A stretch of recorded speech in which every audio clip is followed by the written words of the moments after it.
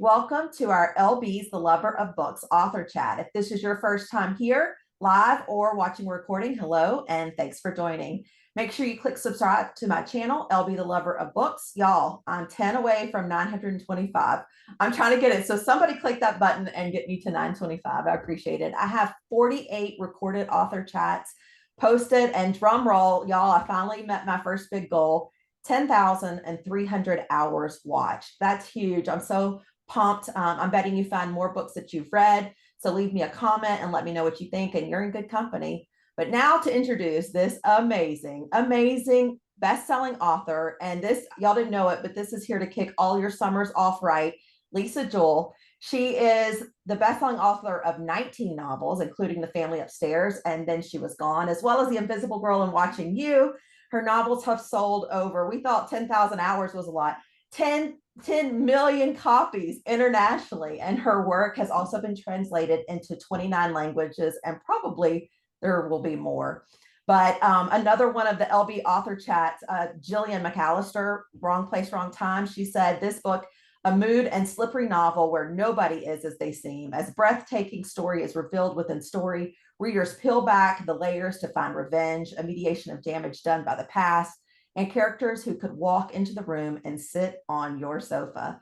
Here, Jewell cements her position as a queen of character-led fiction. And if you haven't read her novel, Wrong Place, Wrong Time, I highly recommend it. It's fantastic. And then you can go back and watch that author chat too. Welcome, welcome, welcome, Lisa. Thanks so much for joining. Oh, thank you for having me. It's been a long time coming. When did we first try and plan this? We have had this on the books for a while. I'm so glad Yeah. it's finally here and we get to chat. We talked about it a little bit. This was originally planned for your paperback release, but that's been postponed. So everybody will just, keep purchasing that hardback. Yeah. But yes, it's been postponed for good reasons, because people are still buying the hardback, so they've postponed it until next year, the paperback. So sorry for paperback lovers. I know it's frustrating waiting for a paperback when you're a paperback lover, but it is coming eventually. Awesome.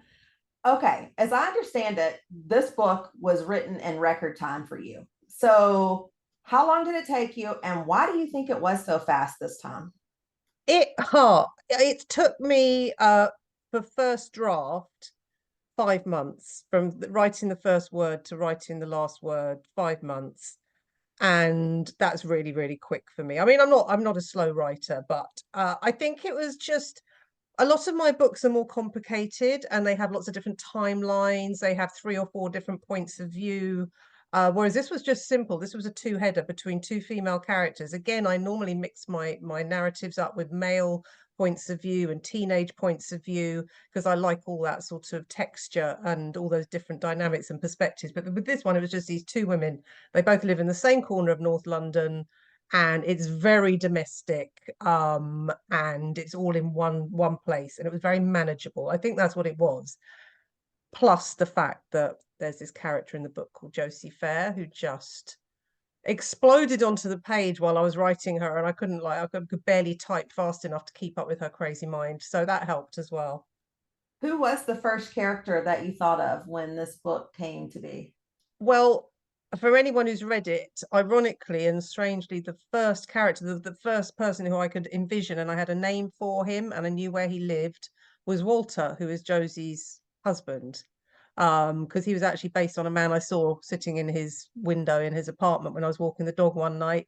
And I don't know what it was about this stranger who was just minding his own business, living his best life, and then some nosy author walks past and says, "Ah, you look like there's all sorts of dark secrets going on in your life, and what's going on in that apartment behind you, and I wonder what your wife's like, and I wonder if you've got any children, and how do they feel about you, and are you weird, and what are you thinking about, what are you doing, and I know I'm gonna have to go home and write about you." So yeah, Walter was actually weirdly my first character, but that was really good because I had a really strong sense of the sort of woman he'd be married to. So it all sort of flowed. It flowed quite naturally. I knew I wanted there to be an age gap, and that sort of, yeah, it worked. So, really, any man in a window in the computer in London could Not be safe. your Walter. They're not safe. No man is safe while they're minding their own business, sitting in their own home. I bet your neighborhood people are like, Here comes Lisa. Yeah, She's here she is. watching. Draw your curtains, put the blinds down. Well, you have these two perspectives now, both of them born on the same day, same hospital. Um, when what made you think of that? The birthday twin. Like what brought that on? Well, that actually, most of the book came to me quite soon before I started writing. I didn't really have any of it until I saw the guy in the window who became Walter. I wasn't really focused on anything, and I couldn't quite work out what the book was going to be about, apart from this general idea of letting the wrong person in, which is kind of a classic trope. There's lots of psychological thrillers and domestic thrillers written about that trope of letting the wrong person in. But for years, I don't know, I just had this sort of itch about the idea of, I guess it's that nature nurture thing of the idea that you can be born in the same place on the same day as another human being, and yet your lives will bear no relation to each other. And I just thought it might be fun to introduce two birthday twins to each other who are complete strangers and play on the contrast between their lives and their personalities. Well, this book has been out a while, and everybody here knows that we talk spoilers. So Oh, don't good. don't be afraid to let it flow today. Okay. Oh, that's nice to know. Yeah, we get to discuss it all. I will ask, did you always know that you were going to include the COVID quarantine in this novel? No, I have been very specific when I've spoken, particularly when I was talking about writing during the COVID years. I would never write about COVID, because I think, some of us get a bit, I've got a bit of PTSD about it, as I think a lot of people have got a bit of PTSD about it. It was a horrible experience we all went through to varying degrees. And I just thought, I don't want to taint my books, my back catalogue that someone's going to pick up in X amount of years with the mention of something that was so unthinkably awful. And then I realized that although I'd set the novel in 2019, I didn't know how it was all going to evolve. So I didn't know that the story would still be going on in 2021. And I suddenly thought, oh my God, it's 2021. I can't not mention it. And I think I did quite a good job of it.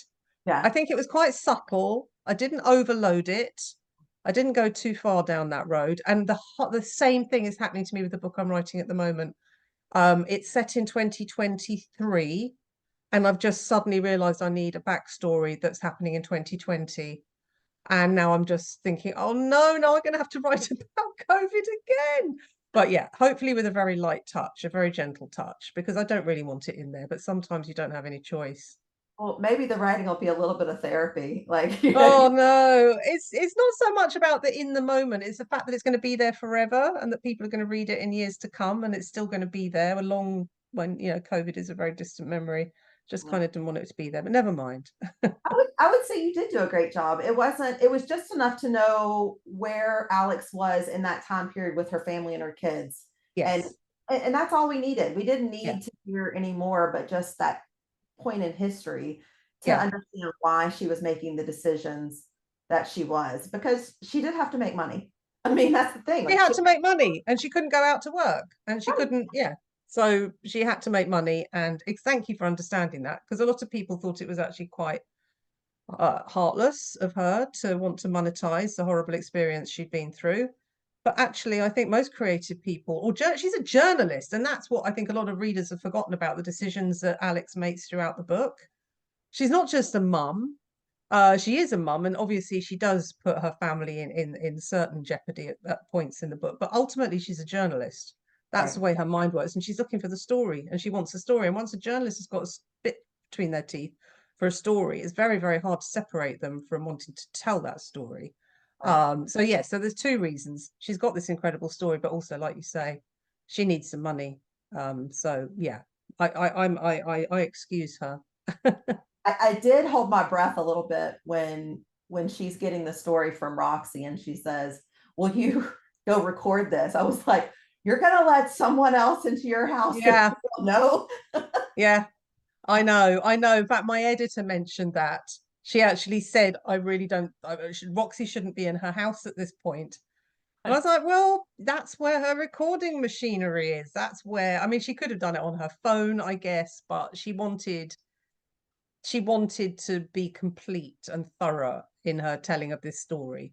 and her recording of this story. Yeah, but yeah, no, look, it's not real life.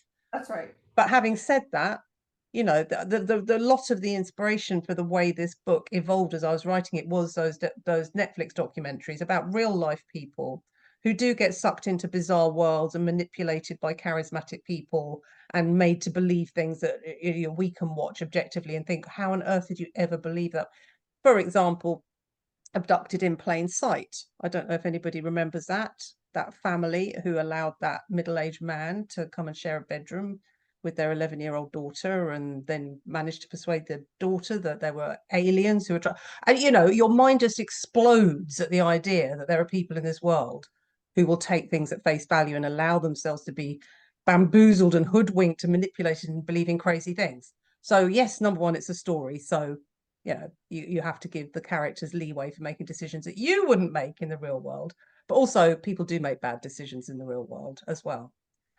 So yeah, I think in some ways it's unrealistic, but in other ways it's painfully and frighteningly realistic, and it could actually happen.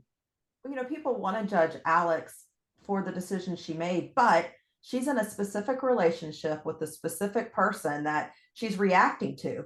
And so you can't put yourself completely in her shoes because, we're not having to deal with her husband and the Benders and her trying to prove herself right and, make something of herself career wise because he is the breadwinner, in Yes. a lot of ways. So yes, he spoils her, and I like it in the book. She talks about the mental pros and cons list she's always making about him. And I think a lot of partners do that. I was going to say women do that, but maybe men do it as well. Probably not.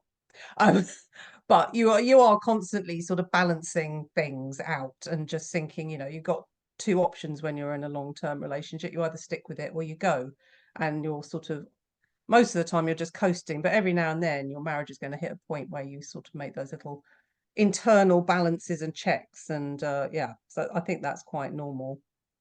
Well, before I forget, Kelly posted in the chat box, any chance we're going to get a sequel on this? No, right, this is quite, I don't know how this is going to work out. I don't have any desire to write a sequel. Mainly, I think mainly because I've told so many people what the truth of the book is. And if I did write a sequel, it would be Alix uncovering the truth of what was, the truth that wasn't revealed in the first book. And I've already told like huge amounts of my readers what so I kind of negated I kind of killed that one dead, unfortunately. But um fast. I didn't want to anyway. I don't like writing sequels. That's basic point number one. I do not like writing sequels. I've done it twice. Both times I found it really challenging. The first time I did it, I didn't even like the finished book. At least with my second attempt at a sequel, I did like the finished book. But I have promised my UK editor, I haven't spoken to my American publishers about this yet, but I'm sure they'll be really, really keen to snap it up as well. A bonus chapter to go out when they start doing reprints later this year. They quite often in the UK, they tart up. Oh, is that an American term? Tart up? To tart something up? Embellish. Pimp up my paperback to give it a new lease of life. And they might give it spreages or a bit of gold something or other on it. So there'll be a lovely new shiny edition of None of This Is True going out in paperback in the UK later this year, and I've said I'll put a bonus chapter in it. But clearly that has to go all. It's not fair just for it to be for paperback purchases in the UK. That's not fair. So I'll find a way to disseminate it around my global readership so that everybody has got the chance to read it. And I'm hoping to give a lot of closure to readers in that, so they won't feel the need for me to write a sequel anymore. I want to dive a little bit deeper. Besides it being challenging and you not liking the first sequel that you did, why is it? What is it about sequels that just Because they're very limiting in a way, because you're sort of coming to your story and you've already got so much that's set in stone that you can't. So when you start a new standalone novel, you've got this universe that's completely malleable. You can do anything you like with it. The reader will never know that there used to be a character called John who got deleted after sort of, 10,000 words in. You just thought, actually, we don't need John. I'm going to cut him out. And the reader will never know that there was a character called John. There's so much shape shifting and changing that you can do. It's like a fresh lump of clay. But when you're writing a sequel, you've already got all this stuff that you can't change. It's there. It's done. It's happened, and you're stuck with it. And so that's kind of limiting in a way. I also really like inventing new characters, getting inside the heads of people I've never been inside before. That sounded strange. And so that's limiting as well, because in fact, the only reason why I did the sequel to The Family Upstairs is because I really wanted to spend some more time with Henry.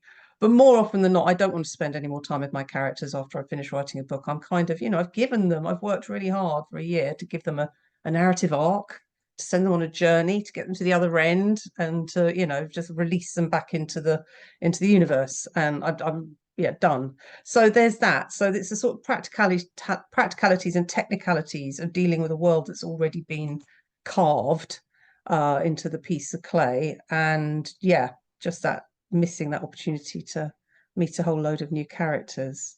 Well, let's talk about you getting inside characters' heads. What's it like inside Josie's? Oh, it's kind of it's kind of it's really weird. It's really hard to explain because as much as you're inside the character's head when you're writing them, you're also very, very much in the act of typing onto a keyboard and finding words and thinking, oh, would she spin round or turn round? Or will she frown or will she grimace? Or will she notice the decor in the room when she walks in, or should we just go straight into the dialogue? So you're constantly making all these tiny little decisions that have got nothing to do with the character's head. It's much more about moving the character around and making it visual for the reader. So a lot of the time you're not actually inside the character's head when you're writing them. So the points when I did have that sort of, okay, I'm going to break off from the action and we're just going to sit with Josie for a while, and it was kind of empty and lonely and sad inside Josie's head. It's not the character I'm writing at the moment. I'm inside the head of a bad man at the moment for the book I'm writing, and his head never stops. He's constantly thinking and planning and scheming. Whereas Josie was just like tick tock, tick tock, kind of. That's the only way I can explain it. Very Walter sad and thought that she lonely. was constantly thinking, and No, he really thought that she was, because that's what he told to Alix, that she yeah. was always plotting. Yeah, no, but that's sort of that's why it's hard to explain, because I'm not actually Josie. I'm just Right. inhabiting this pretend person in a way that I can find the words to describe what she's thinking and doing and seeing and feeling. And that's just how it felt when I was writing her. If if Josie was a real person, she might have a very different experience of being herself. But my experience of inhabiting her in the process of writing her, that's how it felt. I'm realizing I missed an opportunity to wear a lot of denim today. I feel like I should have, Oh, put on the denim. What was it? Did you just see her immediately? yeah, no, it was just the weirdest thing. And this is what I'm talking about when a lot of it is mechanically sort of finding words to put onto the screen. And I still to this day don't know why, but the morning after she's met Alix in the pub, um, and so it was the morning after her birthday, she wakes up and I describe her opening the curtains in her bedroom. And for some reason, I just said they were denim. And it struck me. I just thought, I didn't mean for it to blow up into anything, but I just thought, why has she got denim curtains? That's really weird. Who the hell has denim curtains? And it just sort of intrigued me. And then I think a little bit further on, I described she's got denim covered cushions on her sofa.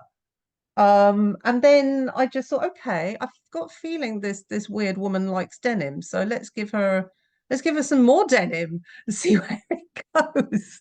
It wasn't something I had ahead of time. It wasn't it wasn't a sort of moment of like, oh, I see Josie and she's wearing denim.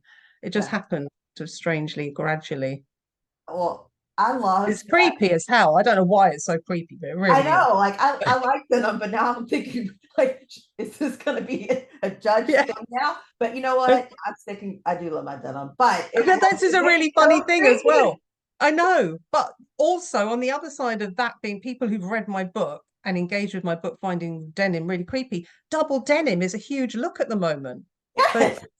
it's just so like my feed is just full of like, adverts for fashion retailers and what have you, and yeah, in double denim. So just like, Well, ooh, why am I Josie wearing was that? setting, That's Josie was setting the nasty. style. She didn't even know it. No, she was great, and it wasn't just creepy with the clothing. I mean, when she's a kleptomaniac, really. Yeah, But when she started taking stuff and I kissing, know. I was like, oh, whoa, Yeah.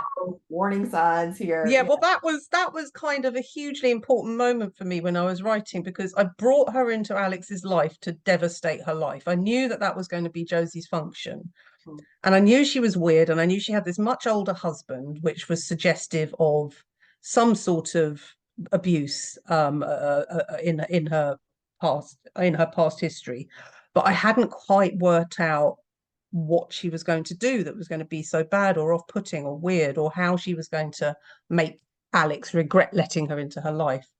And I kind of been pussyfooting around it a bit, and just I kept putting them together, and they were having these slightly unnerving conversations, but still for the reader, I hadn't really given them the meat of what was, what they should be worrying about, looking out for.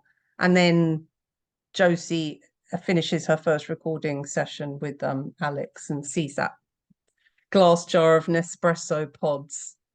And I just thought she can take one. Let's just have Josie pick up an espresso pod and put it in her pocket before she leaves the recording studio. And then I thought, well, what's she going to do with it? Why is she taking it? And what's she going to do with it? So I follow her home, and I she tucks it into her underwear drawer, and I just thought that is horrible. That's so wrong and so unsettling. And I think that was it for me. I just thought, okay, I get you, Josie Fair. I see you. I know what sort of weird you are now, and I'm just going to go with it. It was so creepily weird that I loved it. I mean, it really sets you on edge, and then you're kind of Yeah, wondering what's next, so it does. The other thing I think that you did that was so perfect, and because you aren't doing the weird time, the different timelines, or like you said, the change, but bringing in characters that give us that blip of information, and yeah, we're like, wait, what? Like, why is she telling us this now? And it really makes us keep moving. And I think one was when she gave the dog, you know, yes. which Almost did that on purpose because I knew that readers would be worried about the dog. So I almost thought, let's just put the reader's mind at rest nice and early, and my mind at rest, to know that nothing bad happens to the dog.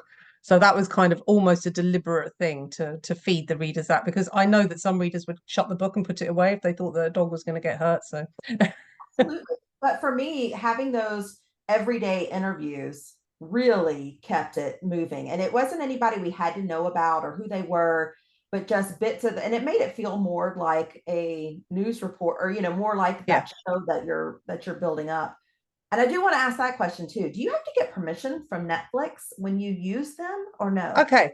This is so interesting because a lot of the work that I do on a first draft is to keep my mind on what I'm doing. So my working title and various sort of little uh, quirks, I guess, that I allow myself to include in the first draft because they focus me and they keep me sort of, online.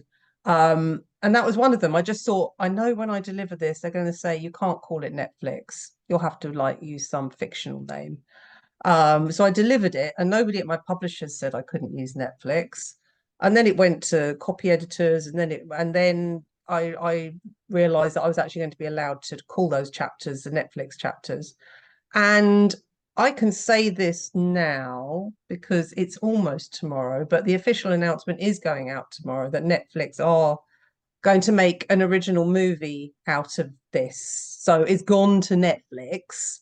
The announcement is coming out tomorrow. You all heard it here first. Don't tell anyone. Don't tell anyone till tomorrow. Okay, everybody, hands up.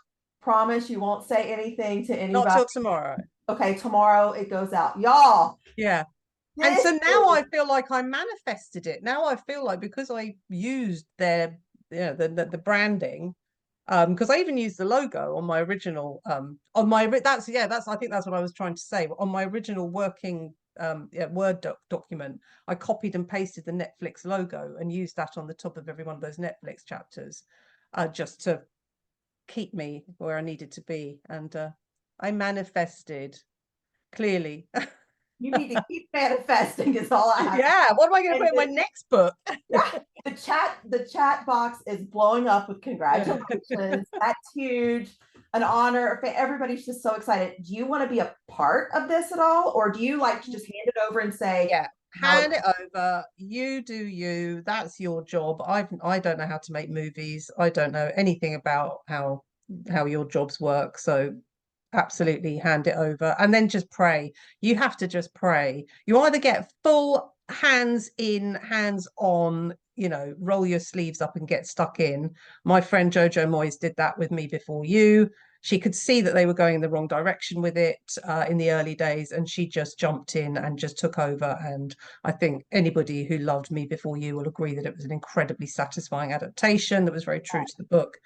Um, or you just think they might make a really bad adaptation, in which case I'm just going to just have to take that on the chin because I don't want to get involved and I do want to leave it all up to them. And I've got other things I want to do. I don't want to be sitting in an editing suite or reading scripts, or I don't want to do any of that. I want them to do it. So just have to really hope that I've chosen the right production company and that they make a good job of it. Well, this is exciting news. Again, congratulations. Fans out there, we have this to look forward to. Uh, I'm so pumped. oh, I hope it happens. I hope it happens quickly and I hope it's good. Those are my, yeah, Well, but it will be. let's hope. Let's hope. So let's keep talking about this book because there's still so much I want to cover.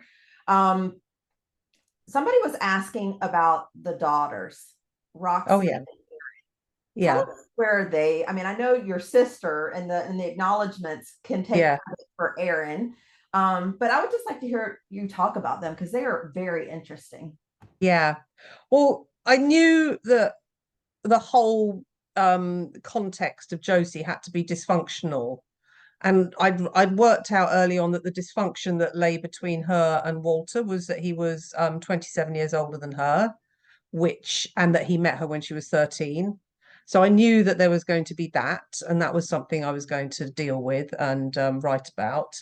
But I also knew that she'd have to have dysfunctional relationships with both of her children. And I specifically and deliberately had her children be kind of a generation older than Alix's children, because I like that contrast as well, that when you're 45, you could be at the end of parenting with an empty nest, or you could be still like, neck deep in small children and primary school and, that sort of age of parenting.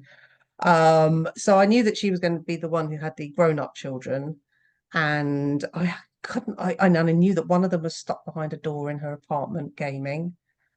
And apart from that, I didn't really know. I just thought, well, where's the other one? I know the older one is gaming and reclusive, but where's the other one? And I kind of didn't really know. I just thought, well, let's just have her leaving home when she's 16 and she doesn't know where she is, because in the early chapters Josie keeps looking at that photograph of her two girls when they're little and kissing it.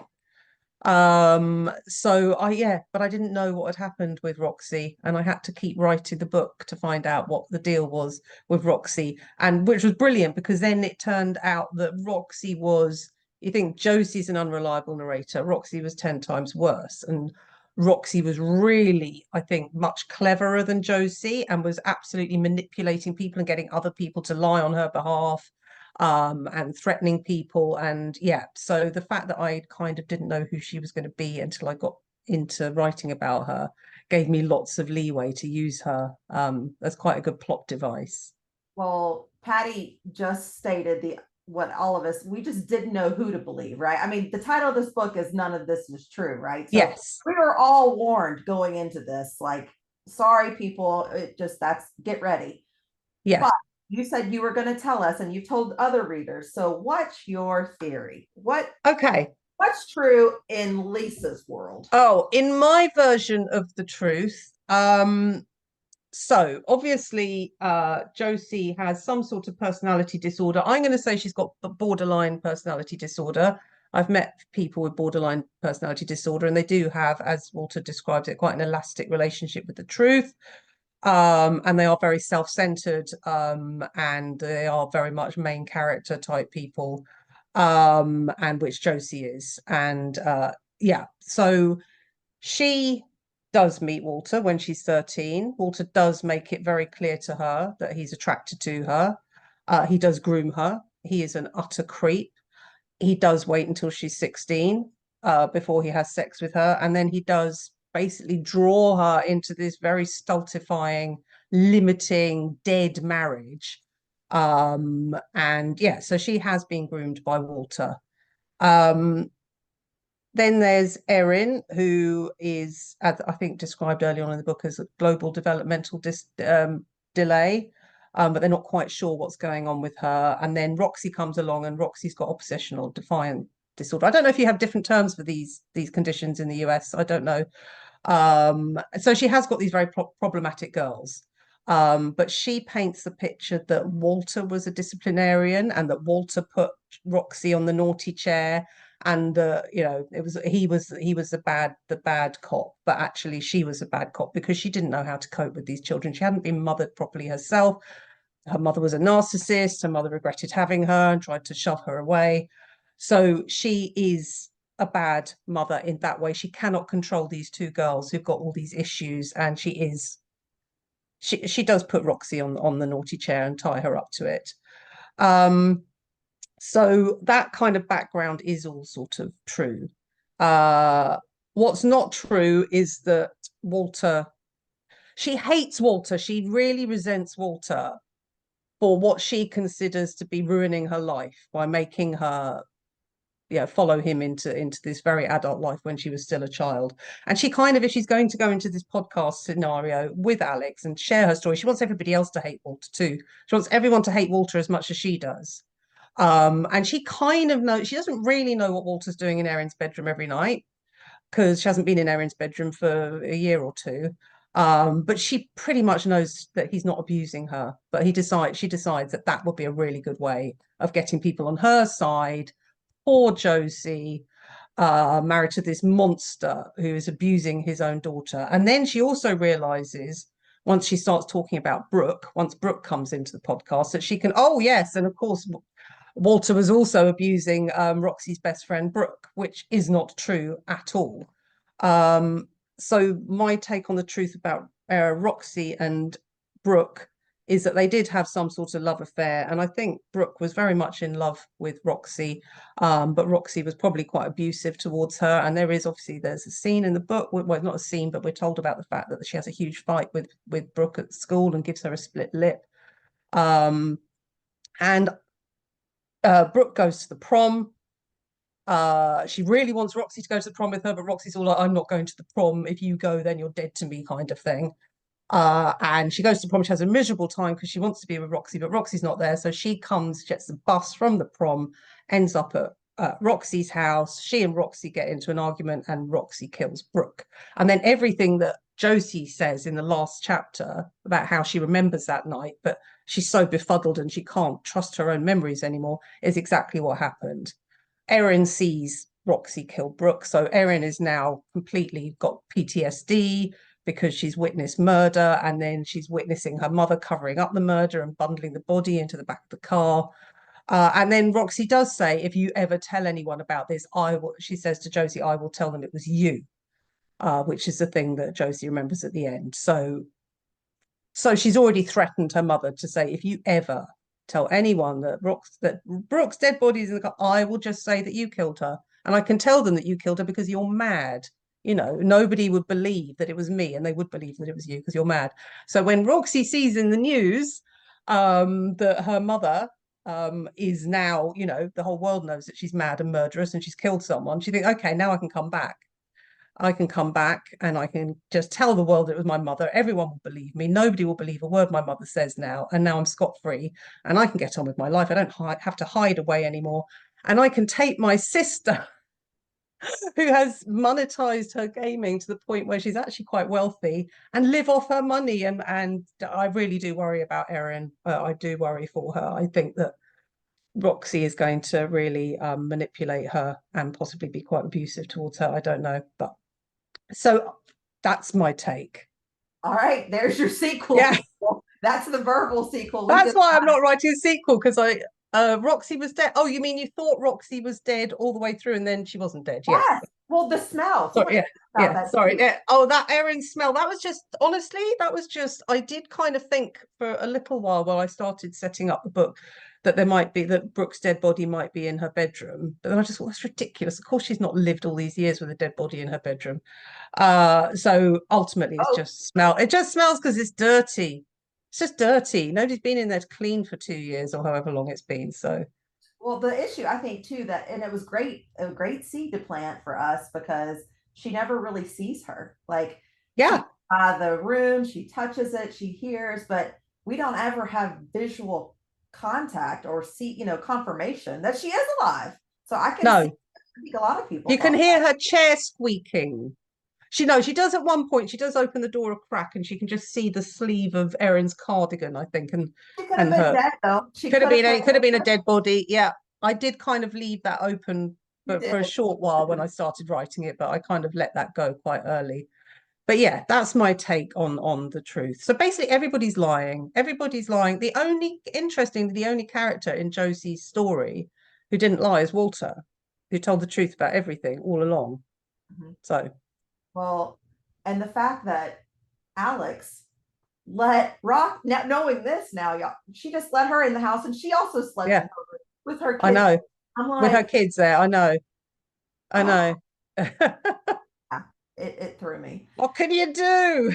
What can you do? I mean, like you said, people make bad decisions. It Mm. happens. I mean, it Yeah, happens. people do make bad decisions. Yeah. I will say that the chat box also blew up a moment ago when you said that you wanted to make sure the dog was safe. And I tell Yeah. you, right, Yeah. people definitely wanted Fred to be okay. Yeah. So, and if Yeah. Fred could have talked, like no telling what all. I was just shocked Well, that she actually gave the dog away. well, no, well, absolutely, because this was the thing, and this is one of the I always like to try and write my characters to have lots of different layers to them, and I would hate anybody to take away from this that Josie was just a bad woman and she was Right. evil, because I don't think it's very rare that I would write a pure psychopath who has no redeeming or qualities or humanity or anything. So it was very important to me that she had this really, really close relationship with her dog. And she loves that dog and she's so good to that dog. And you're right, it's really weird that she gave the dog away, but almost kind of it was the Self right thing to do. yeah, she just had It was to. the right thing to do. She's going to be on the run. She doesn't know what's going to be. And that's another thing. Sorry to talk about my version of the truth. Yes. And the lack of a sequel. Because a lot of people have read the book and thought, oh, but she's just got off scot-free and that's not satisfying. Something should have. I think people have missed the point, which we've just seen happen with Baby Reindeer as well. That at the end of that last chapter, when she's listening to those two women on the bus talking about the Netflix documentary they've just watched called Hi, I'm Your Birthday Twin, that's globally viral. It's like Baby Reindeer. Everybody in the whole world has been watching Hi, I'm Your Birthday Twin. So the suggestion there is that she's not free anymore. She can't just dye her hair blonde and hope to slip under the radar. Everyone knows what she looks like. She's just, that's it. So yeah, so she's been able to sort of stay low level for, I think, it's 2 years, I think, isn't it, after she's run away. But she's not going to be able to anymore. She's going to be on the Piers Morgan show before we know what's happening. Giving her truth, her side of the story. Well, she can't even, she has to send a letter even. She can't even let it go. She has Yeah. to contact Alix again. What's the deal with her making mention of Leon? That was so creepy. Oh, yeah, it was just meant to be creepy. She's creepy. She's creepy. She's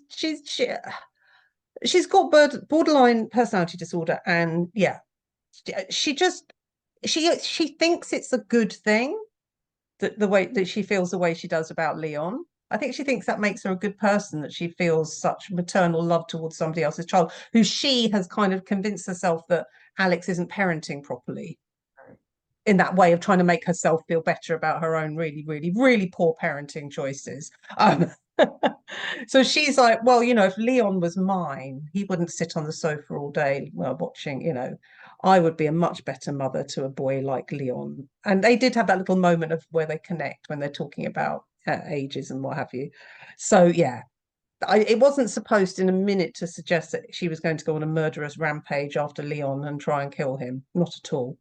I wasn't thinking she would kill him, but I could see her kidnapping him and like, Yeah, or maybe to get it, yes, possibly to get, yeah, that could, yes. I mean, I wouldn't put it past her. What's all the judgy stuff about Nate? It's not like Walter was a model husband. Did she think that Alix was a model wife and therefore, yes. Oh, you mean what was the judgy stuff from Josie about? That's absolutely correct. Yes. She thought that Alix was a model wife and therefore deserved some sort of paragon of a human being. Yes, that's exactly what Josie thought.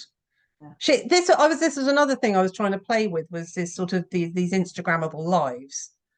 And I hate Instagram for that. And I know we all do it to a certain extent. I will actually if I've got something a bit sort of like, I don't know, grimy, or I will go onto Facebook to share my less than perfect stuff because I feel like that's acceptable. But then you go onto Instagram, and I just think nobody wants to see what you just found in the back of the fridge. Nobody wants to see that bright orange mold on the cream cheese or whatever it is.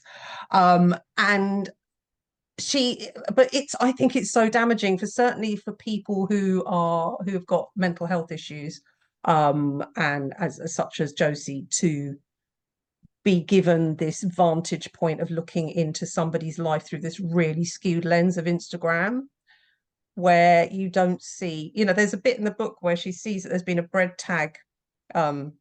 packet tag on the floor for like 3 days and nobody's picked it up.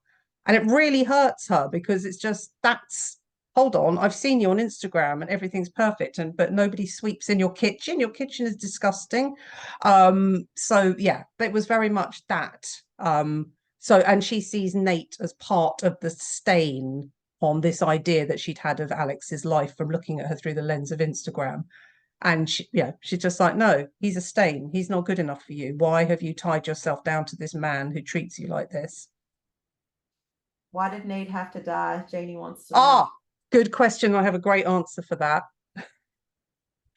Um, when I finished the first draft, I gave it to my editor to read. She was going to read it over the weekend. And I said, just so you know, the character, she was already familiar with the characters from reading a earlier point when I was writing the draft. So just so you know, currently Nate dies at the end, but the minute I wrote it, I just thought that's wrong. So when you give it back to me, I'm going to rewrite the ending so that Nate doesn't die. And she's like, okay, I'll let you know what I think when I've read it. And then she read it and she said, no, keep him dead. He doesn't need to be alive. It's better that he's dead. So it's her fault. I was going to rewrite him back to life. But yeah, she thought it would be better for him to stay dead. So in fact, I was talking about this with someone at an event at the weekend and earlier this weekend. And I kind of think it doesn't make any difference either way. It's almost irrelevant whether Nathan lives or dies. It doesn't actually make any difference to the story. I don't know. If he would have lived, she wouldn't have had a monetary reason to tell the story. It would have made her look more, Yeah, not maybe. His death was so sad. It was so sad. It yeah. was very, very sad. I totally agree. And yeah, I'm still 50-50 on it. I know. It's very sad. I'm going to ask some rapid fire questions. Sorry if this causes you stress, but I don't think it will. All right. Are you ready? Wine or margarita? Margarita. I've got off wine recently. So yeah, Lake or beach? beach. Eat out or take out? Eat out. Do you have your own she shed where you can write, kind of like her little podcast room? Do you have your space? No, I write at the kitchen table. I write at the. I don't have. I don't have. In fact, this room that I'm in at the moment is my bedroom because I don't even have a study. So there you go. And I think you answered this, but plotter or pantser?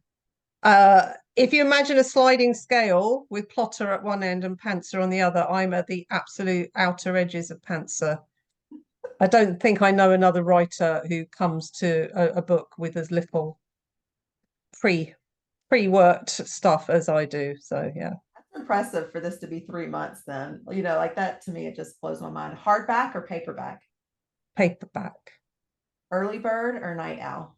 early bird, Do you like to write with music, silence? silence, And particularly from my husband. is there a song when you hear it, it makes you think of this book? Oh, that's a really good question.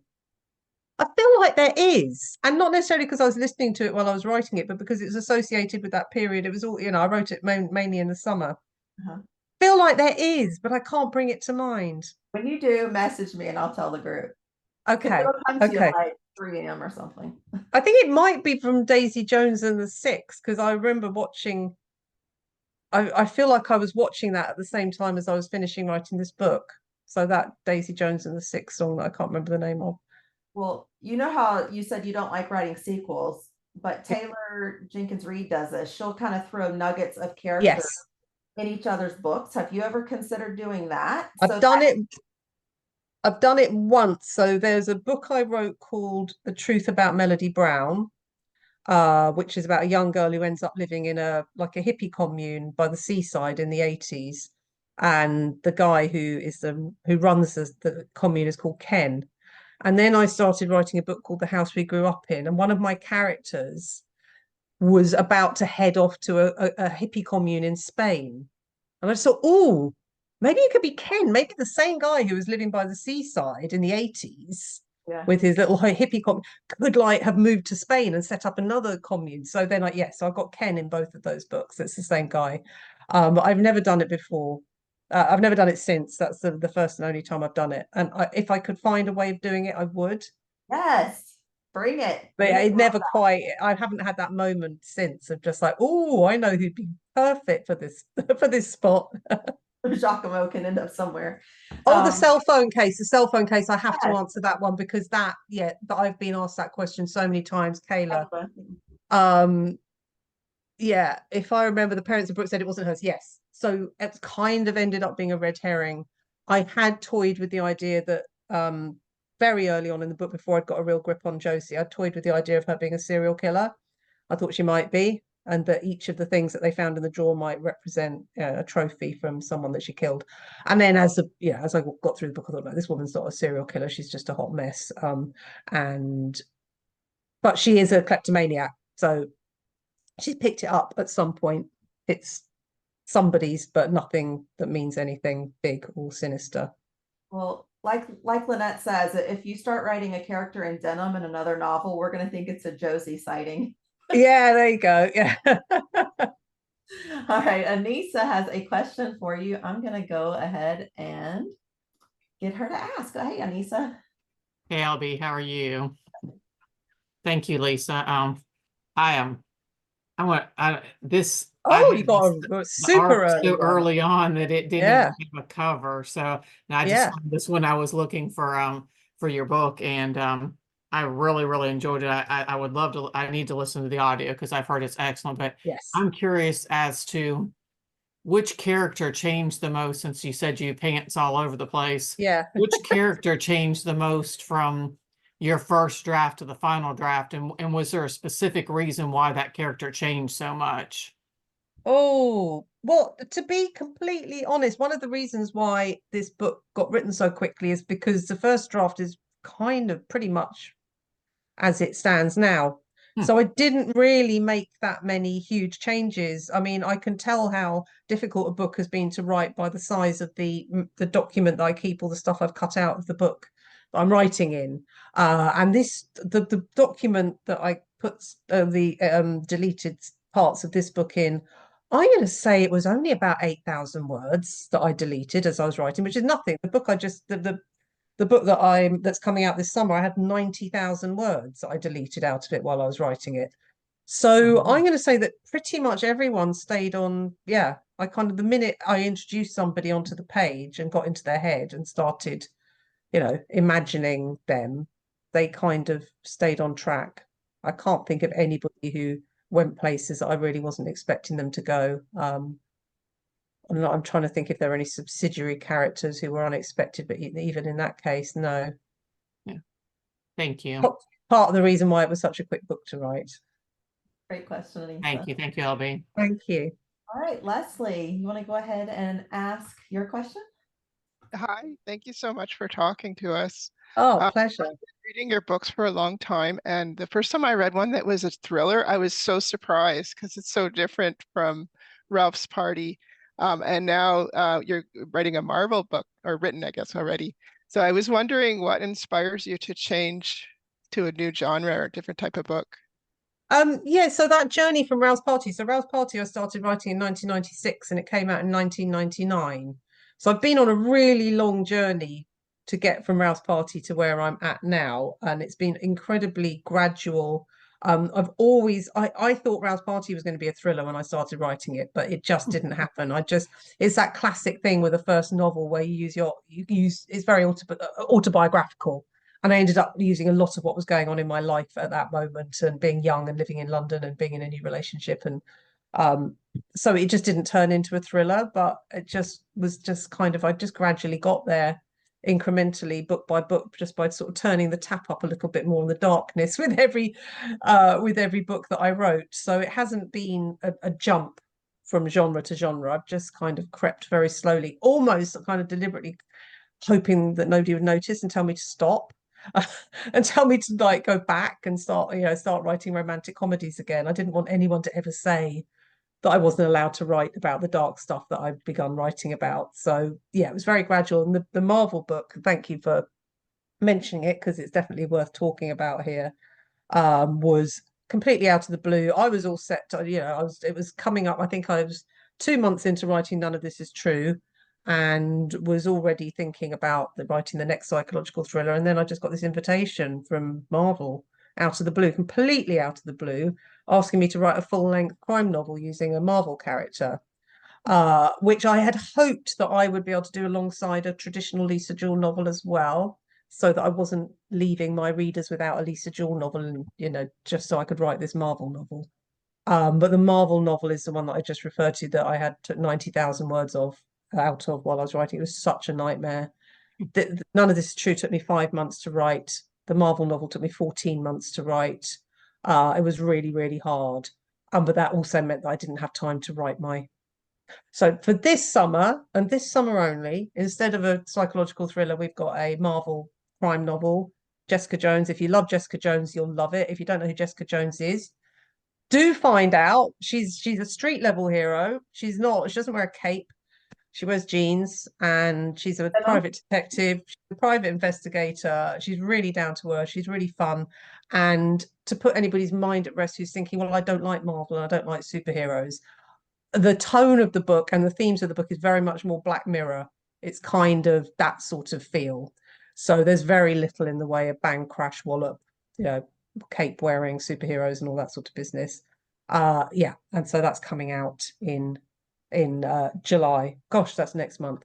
And it's getting really nice early reviews from early readers. People seem to really like it. So, but now I'm in the closing stages of writing a traditional book, the traditional psychological thriller that's coming out next summer. Awesome. Leslie, Thank you. Please don't Thank stop, you. because we love the I shan't. surprises.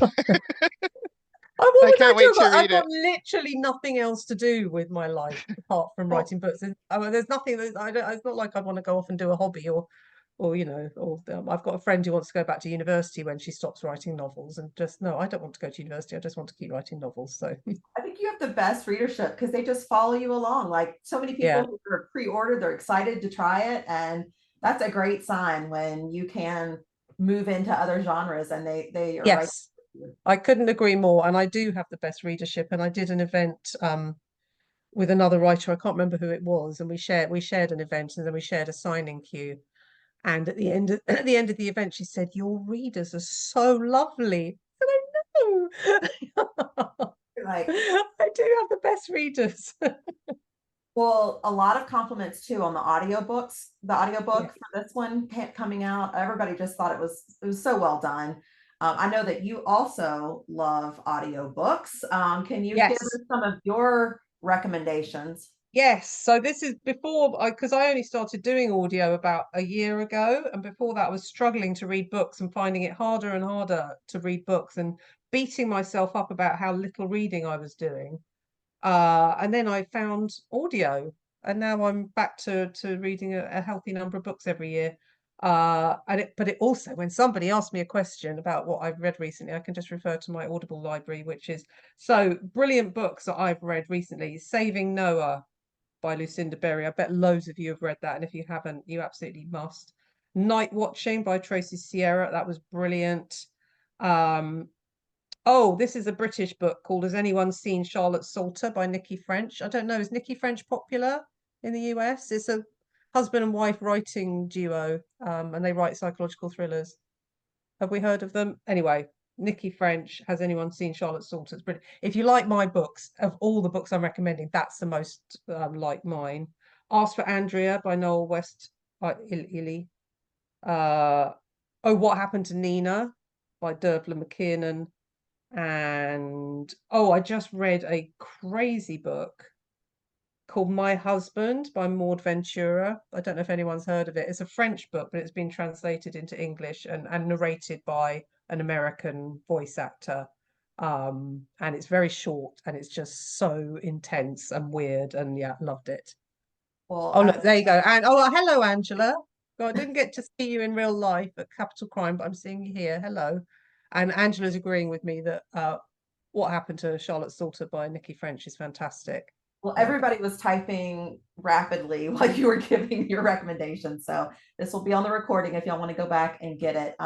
I will ask one other follow-up question. Was there anything different from your UK to US version? Because when we talked to Liz Nugent, she Oh, yeah, they made her change the ending, didn't they? changed Of the ending Strange to Sally Strange Diamond. Diamond, yes, which I Yeah. love that book. But Yes. that's kind of crazy, right? And the same thing Yeah. with titles. Claire Pooley, the Iona Iverson, is the US title and platform, So anyways, Oh, yeah.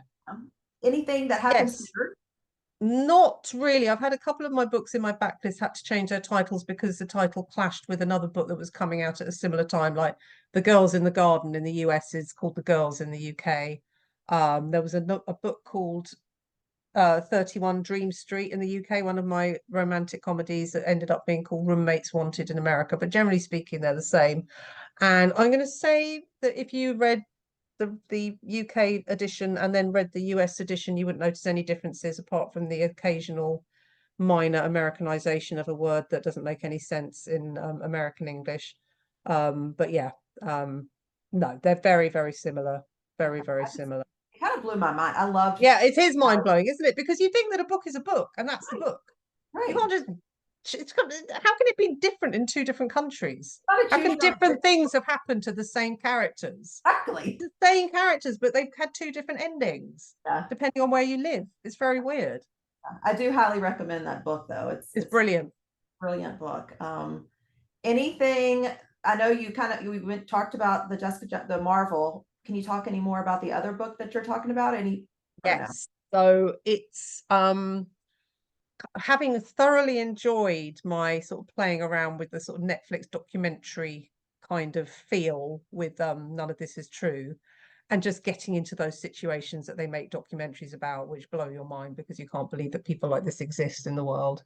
I wanted to do another one. So this one is not quite as it is pacey. All my books are pacey, but it's not as this is, I think this one's got a particular feel about it, and it is because there's only two characters in it and it's all in one time frame and it's all very in the moment and immediate. But this one's more about I'm going to say Tinder Swindler, but there's no dating apps involved. It's just about a bad man. It's about, maybe I should call it that, a bad man. Hasn't got a title yet.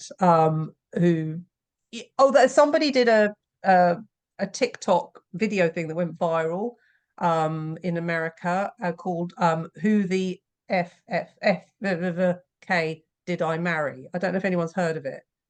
And it was just this woman who'd married this guy and then realized that he was just a con artist and that literally everything he ever told her about himself was a lie. None of it was true. Oh, that's another good title for a book. So yeah, it's that sort of who the hell did I marry type of book. Right. Yeah. Which is, very similar to my birthday twin. Like it's that catchy punch Yes. for title. No, that's awesome. Congratulations. I mean, I know that, readers would want it, but I'm so glad that you are stepping outside and doing what you want to do and giving us what's on your brain. So It's not, I haven't really got any choice. It's just like that or nothing. well, I just appreciate it. It's been a great, great day for this, and we're just kicking off. It's been such a summer treat.